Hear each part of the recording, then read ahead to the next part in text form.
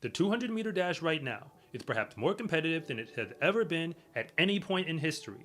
That said, nobody really pays attention to the 200 when people run it indoors. And the primary reason for that is professional athletes basically never run it.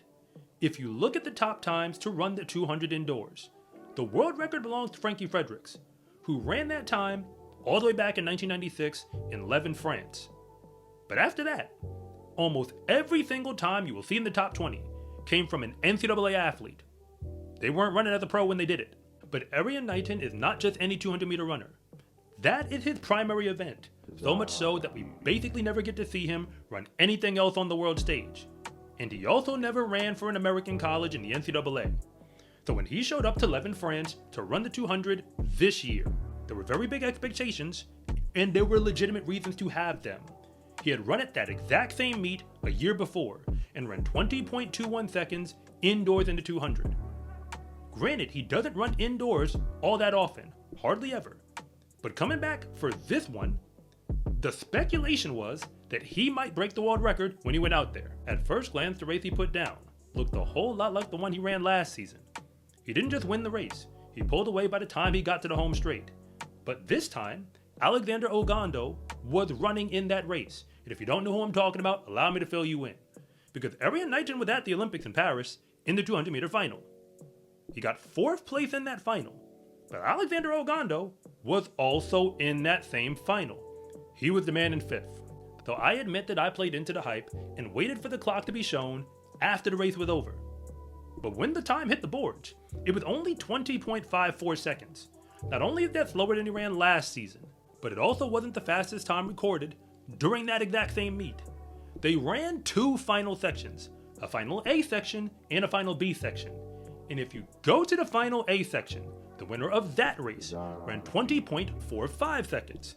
It was Erik Erlandsson of Sweden, who was technically the world leader indoors in the 200 until Johnny Blockberger of USC in the NCAA decided to take that title away from him. So now that the race is over, it brings up an even more interesting conversation. What should we actually expect from Erriyon Knighton going forward this season? Because one thing I don't expect is to see him run another indoor 200. So if he's going to break the world record in that event, it ain't going to happen this year. But it also would have been incredibly poetic if he came back to the exact same track that set that world record almost 30 years ago to break it. The thing is, Erriyon Knighton and the phrase world record isn't all that unusual to keep hearing, because while he was still considered a junior, he ran 19.49 seconds shortly after he had turned pro outdoors in the 200. Keep in mind, Bolt's world record in the 200 is 19.19 seconds. Dangerously close. Very few athletes in history have ever gotten under 19.5. So the assumption was that Erriyon Knighton was going to either A, run at least that fast, or keep on going. The truth is, professional track and field is way harder than most people realize. But if you're new here, I want to say thank you for even making it this far into the video.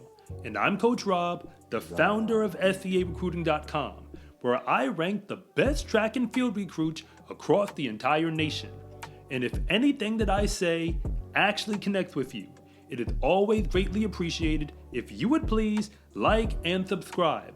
But if I don't, just let me know in the comment section, because I try to read them all. Erriyon Knighton is, for the most part, a generational talent. There's no way you can talk about sprinters who have the top tier of talent and not consider him to be a part of that list. But it also leaves us with this sense of wanting more from him, because once he turned pro out of high school and made it look like he belonged there, you have to understand, he made it to the Olympics all the way back in 2021 while he was still 17 years old. But he didn't just show up. He made it to the Olympic final in the 200 and got 4th in that race. Several years later, running in Paris, he was back in the Olympic final and still crossed the line in the exact same spot. Erriyon Knighton was in 4th place. For the most part, the 200-meter dash is the only race that we ever get to see him run. He doesn't really run the 100, and he doesn't really run the 400. But this year, he did record indoor 60-meter dash times, and he's technically a declared athlete for the USA Championships indoors. If he actually lanes up for the 60 at the USA indoor meet, That's not only going to be a shocker to me, but probably to the entire sprinting world, at least those who are paying attention. Because remember, we don't even get to see him in the 100 up until now. You could say that Erriyon Knighton is still very young and has his entire career ahead of him. That part would technically be true. But the other side of the coin is that professional track and field, at its highest levels, is as cutthroat as any sport can ever be. Simply put, in the eyes of a casual track fan, remember, I said that part. If you are not in first place, you might as well be in last. If you just focus on the race he ran in France, I'm gonna be honest, the meet organizers did not bring him over there because he definitely got an appearance fee. And that was not with the expectation that he was only going to win his section. He was supposed to not just win the meet, he was supposed to threaten the world record. Or for that matter, perhaps break it. To clarify, Jakob Ingebrigtsen broke the world record in the mile, indoors, just a few minutes before Erriyon Knighton ran that 200. So we know that somebody can pull it off on that track right now. But Erriyon Knighton was running with a very legitimate field. Remember, the man who was the world leader and is still second on the world leaderboards for the indoor 200 showed up to this exact same meet and won his section, because interestingly enough, they didn't put him in the same section with Knighton. And then they put Alexander Ogando, who doesn't run indoors, and I believe this was his first indoor race ever. They put him in the outer lane with Erriyon Knighton, the man who went 4th and 5th in the Olympic final. That is a pretty legitimate field, but by separating them and calling it Final A and Final B, because Erriyon Knighton was interviewed at the end of his race, as if he was the winner, because technically he was the winner of that heat. He just didn't have the fastest time between the two sections. And that was not supposed to happen.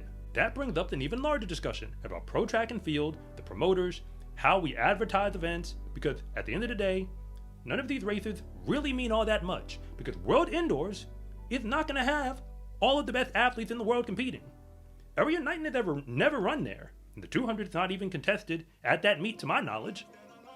And on top of that, we're probably not going to see a whole bunch of the other sprinters who you got used to seeing in the Olympic final, or even in the World Championships the year prior, show up for the World Indoor Championship meet. It starts to feel like we're making it to a point where if you are a legitimate pro and you're competing on the indoor circuit, the only reason to go out there and run a race, aside from an appearance fee, is to try to break a record. If you don't, at that point you basically just gave us a showcase, and we will treat it as such. So to be real with you, I'm not exactly sure what we should expect from Erriyon Knighton going forward. We know he has the top tier of talent, and he's likely going to be there, not just at the USA's, but probably at the Worlds as well. I even expect him to be in the final. I just don't know whether he's getting a medal or not once that race goes off, because absolutely nothing is going to be given to him, no matter how young or how old he happens to be when he goes out there to compete. And unfortunately, depending on how you look at it, everything he has accomplished up until this point makes it clear that the only way for his season to go down as a success is with a gold medal around his neck when the entire world is watching by the time September is over. In the sport of track and field, confidence is everything, because when you win, that is just the moment when everybody else finds out what you already knew to be true, that fast is a lifestyle. Get your Fast is a Lifestyle track and field gear at scarecruiting.com/shop, or use the link in the description below. It's a huge support to me and this channel, so I can continue to make you more content like this. And remember, it is always greatly appreciated if you would please like and subscribe.